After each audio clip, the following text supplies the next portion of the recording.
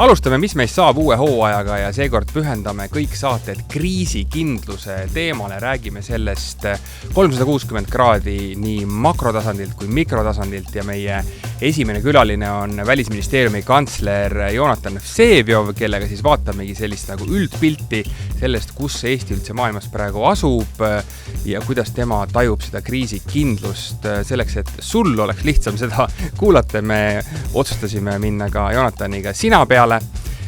Ja üks oluline remark veel, nimelt see on nüüd salvestatud täpselt nõks enne seda, kui algas Iraanis see suur sõjaline operatsioon ja Lähis-Idas siis tervikuna. Ehk siis, et seda teemat me konkreetselt Jonatan Vsevioviga ei kajasta, küll aga saad sa siis ise mõelda, kuidas see Jonatani jutt tõsta sellesse ka Iraaniga nüüd kaasnevasse konteksti ning teha siit siis omad järeldused. Igatahes alustame, mis meist saab, kriisikindluse eri number 1.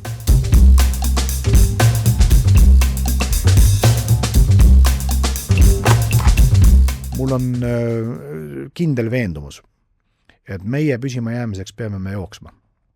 Peame jooksma ja peame jooksma kiiremini, kui teised selle teevad.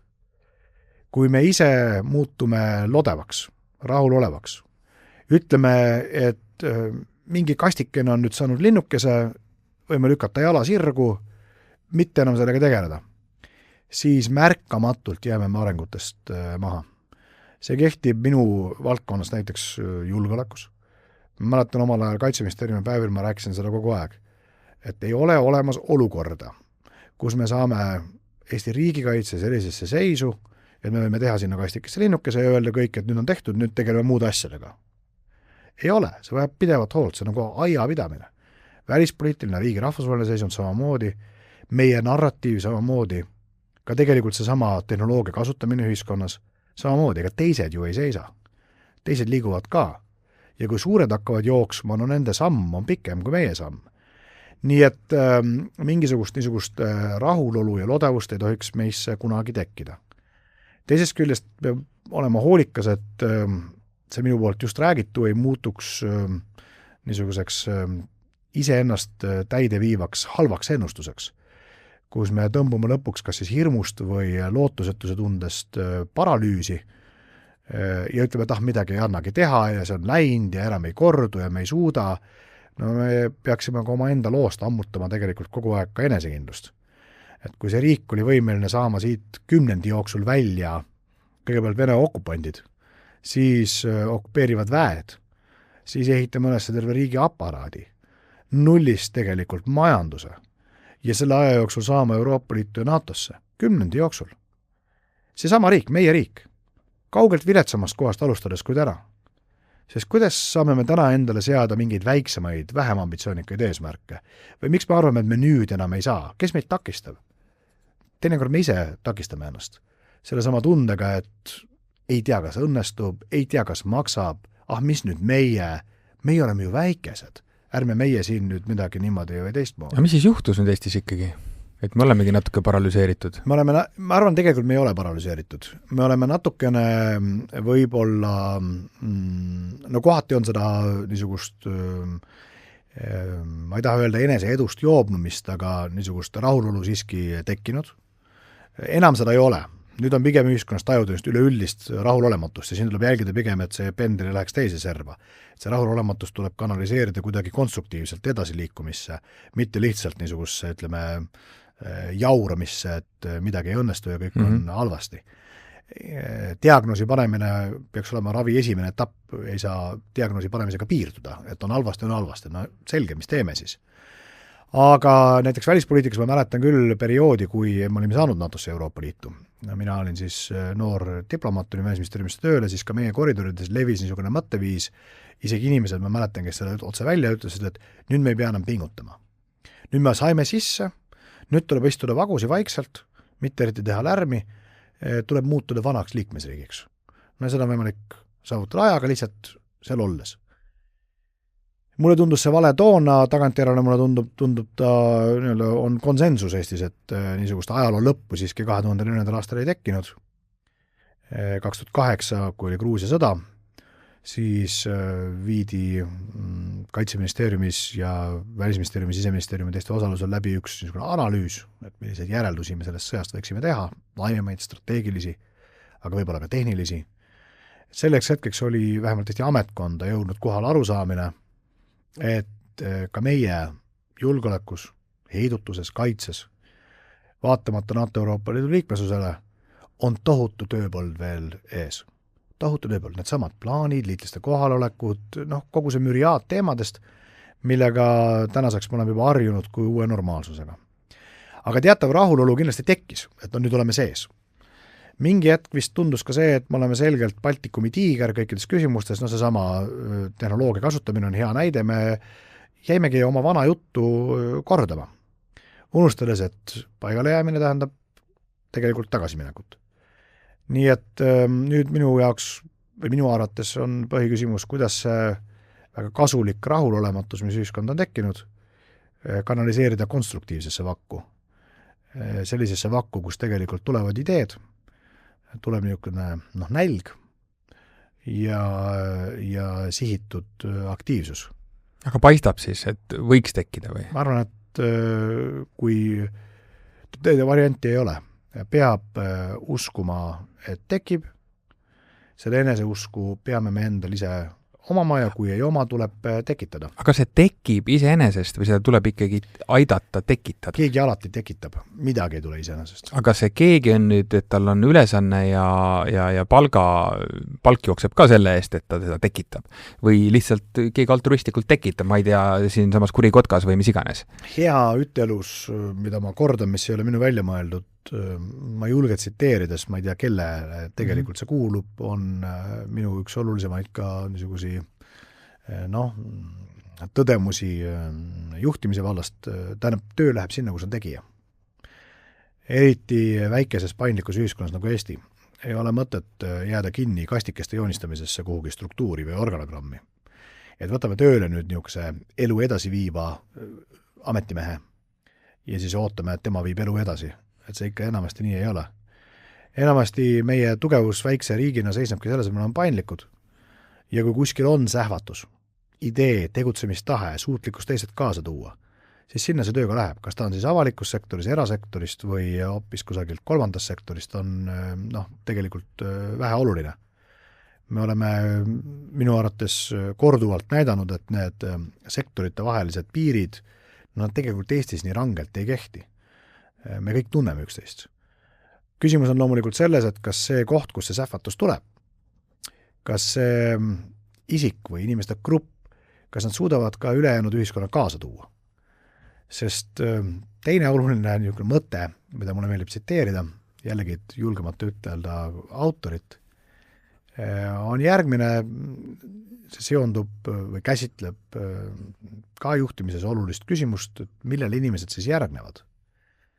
Ja ütelus lühidalt on see, et inimesed ei järgne kunagi teisele inimesele, nad järgnevad ideele. Ja keegi inimene võib seda ideed kehastada, ta võib seda ideed esitada, hea juht peakski seda suutma teha. Aga ega teised siis talle kui persoonile ei järgne. Nad järgnevad mingile ideele. Nii et küsimusele ainult selle spungi leidmises. Lennart Meri otsis Eesti Nokiat. Küsimus oli Eesti Nokia ülesotsimises. Sest neid kindlasti tuleb ja on. Küsimus on, kas me suudame siis kriitilise osa ühiskonnast selle ideega kaasa tuua ja see eeldab ka teatud kommunikatiivset võimekust. Lõppeks on ju sõna see, mille kaudu tegelikult on võimalik mobiliseerida tegevust. Väga harva, või ma ei oskagi ette kujutada sellist situatsiooni, kus seal oleks võimalik lihtsalt mingi käskkirja allakirjutamisega korraldada. Et nüüd Eesti elu edasiviiv ametnik annab välja käskkirja, mis näeb ette Eesti elu edasiviimise. Võib-olla mingites valdkondades aeg-ajalt, aga suures plaanis mitte. Mis on tähtis, on see, et niisugusel moodsal ajal, kui kõik on läinud hästi kiireks, info liigub hästi kiiresti, sotsiaalmeedia kõigutab siin traditsioonilise meedia monopoli, et sellest üleüldises kiirenemises kiireneb ka vestluse tempo ja tihtipeale tõuseb temperatuur. Tähendab, on tülli võimalik minna erakordselt kiiresti. Kahjuks vist ei tööta teistpidi, ära leppida ei ole võimalik tingimata sama kiiresti. Me peame väikese ühiskonnana vaatama, et me seda ühiskonda ära ei lõhu. Et me nendel sotsiaalmeedia aruteludel hoiame nii palju vähemalt silma peal või ütleme, hoiame nii palju kainet meelt, et me ainult igapäevaselt ei vihastaks üksteise peale, sest siis ei ole võimalik kuhugi lõpuks välja viia. Ja ma arvan, et tuleks ka ühiskonnana rohkem julgustada katsetamist, ka intellektuaalset katsetamist, mõtete väljapakkumist, algatuste tegemist, mitte neid algatajaid automaatselt kahtlustama mingisugustes kuritahtlikes motiivides ja niisugust üleüldist heatahtlikust initsiatiivikuse suhtes. Ma arvan, me võiksime omada rohkem. No, kõlab nagu väga selline kriisikindel mudel tegelikult ühiskonnale, väga, väga head mõtted. Mis leedukad teistmoodi on siis teinud? See on hea küsimus. Käisin ise Leedus, proovisin avastada valemit, mida nad kavalalt rakendavad, mida meie ei ole taibanud rakendada ja tegelikult ei leidnud seda. Aga mis Leedu meediast on tulnud, kindlasti on tulnud ju memosid sealt, et kuidas Leedu poliitiline olukord on ju veel turbulentsem kui meil, ega siis seal, kui nii-öelda sisse vaadata Leedu ühiskonda, mis seal toimub, siis kindlasti ei ole see ka niisama lihtne vagavesi ja rahulik kulgemine. Ma täpselt ei tea, aga üleolekut Leedu või tegelikult ka Läti suhtes, ma arvan, et me liigselt tundma ei peaks. Muidugi ei pea ka ennast võrdlema alati Leedu ja Lätiga. Ausalt öeldes ka olukorras, kus majanduses näiteks on seis selline, nagu ta on, meie Lätt võiks ikka olla kõrgem. Ei taha minna sellesse liigasse, kus me kolmekesti omavahel mõõtu võtame. Võiks Lätt olla kõrgemal. Ja kus see kõrge on siis? Ma ei taha nimetada ühtegi teist riiki, aga ma arvan, et mõtteviis peab olema minimaalselt üle-euroopalise haardega. Aga tegelikult mingites küsimustes miks mitte ka globaalse haardega. Me ei pea olema Baltikumi parimad. Me võiks mingites asjades püüelda selle poole, et olla Euroopa parimad või maailma parimad. Kui vaadata neid Eesti majanduse edulugusid, neid ükssarvikuid, mis on siin tekkinud, ja ma mäletan oma saadiku ajast Ameerika Ühendriikides, kui uhke oli käia ringi ja igal pool rääkida, et per capita oleme meie andnud maailmale ükssarvikuid, see on siis kiiresti kasvanud ettevõtteid, kui ma õigesti mäletan, siis vist isegi rohkem kui San Francisco piirkond, mis kõigil panid inimesed, ütleme, et see tekitas huvi, inimesed lõid kätt kokku, kas tõesti, kuidas see on võimalik, mis on see teie vale? No siis ma rääkisin selle egalitaarsest haridussüsteemist ja paindlikust avalikust haldusest ja nii edasi. Tähendab, ükski nendest ükssarvikutest ei võrdle ennast oma Läti või Leedu kolleegidega. Ei ole võimalik niimoodi saavutada mitte midagi. Ei ole võimalik pingutada selles kategoorias ja hoida samal ajal sihikut kusagil absoluutselt kohalikul tasandil. Julgust globaalselt ja minimaalselt üle-euroopaliselt mõelda on see, mida ma soovitaksin enesekindluse kõrval teisena. Mina tegelen igapäevaselt välispoliitikaga ja välispoliitikas kindlasti peab meil olema enesekindlus ja julgus riigi ja rahvana mõelda minimaalselt üle-euroopalises kategoorias. See tähendab, me ei saa ennast enam mõelda ise lahku Euroopast. See aeg on möödas. Me ei pea enam kellelegi tõestama enese eurooplaseks olemist. Nüüd tuleb eurooplasena sõnastada Euroopa väljakutse ja pakkuda Euroopale Euroopa lahendus. Pidades silmas, et see lahendus oleks sobilik meile siin. Kas see huvitab ka kedagi, mis Eesti arvab? Tuleb huvitavaks teha. Iseenesest ei huvita kedagi, mida keegi teine arvab. On ju põhjus, miks me kuulame. No sa ikka oled sunnitud võib-olla suurt riiki kuulama. Täpselt. Rohkem. Sa oled sunnitud kuulama suurt sellepärast, et tal on rohkem, näiteks majanduslikku või sõjalist jõudu. Sa oled võib-olla sunnitud kuulama kedagi, kellel on väga suur meedia jalajälg, sellepärast, et see võib mõjutada avalikku arvamust. Mõnda sa oled, kui nii võib öelda ülekantud tähenduses, sunnitud kuulama sellepärast, et tal on järjepidevalt olnud intelligentsed ja huvitavad mõtted. Ta on soovitanud õigeid poliitikaid, enne kui teised on jõudnud õigete järeldusteni tagantjärele vaates. Väikeriigil on vähem neid trumpe, millega sundida teisi meiega arvestama, aga nad on siiski olemas. Meil on ka meie sõna jõud. Me saame selle sõna kasutada. Ega siis Lennart Meri ei kuulatud rahvusvahelisel areenil lihtsalt sellepärast, et ta oli sedavõrd erudeeritud. Tähendab, loomulikult kuulati teda, kuna ta oli sedavõrd erudeeritud. Aga arvestati temaga sellepärast, et teda kardeti. Ja minu meelest seda on kõige tabavamalt kirjeldanud president Ilves, oma järelehüüdes, mis avaldati vist ajakirjas Diplomaatia pärast president Meri surma, president Meri kohta.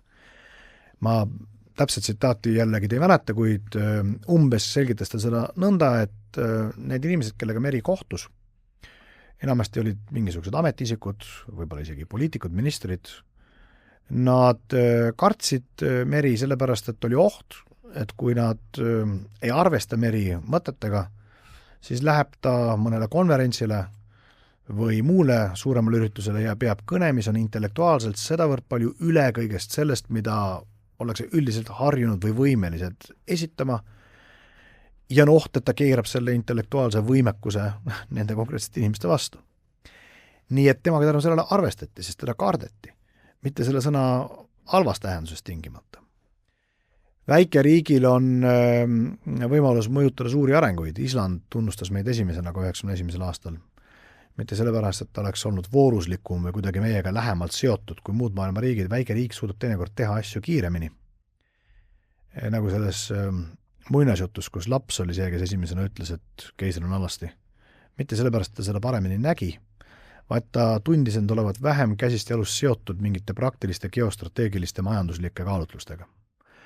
Aga olles esimene, öeldes must on must või valge on valge, või antud juhul siis, et Balti riigid peavad olema tunnustatud, saab ta kasutada seda esimesena ütlemist ka teatud surve allikana, et häbistada teisi, tegemaks sama.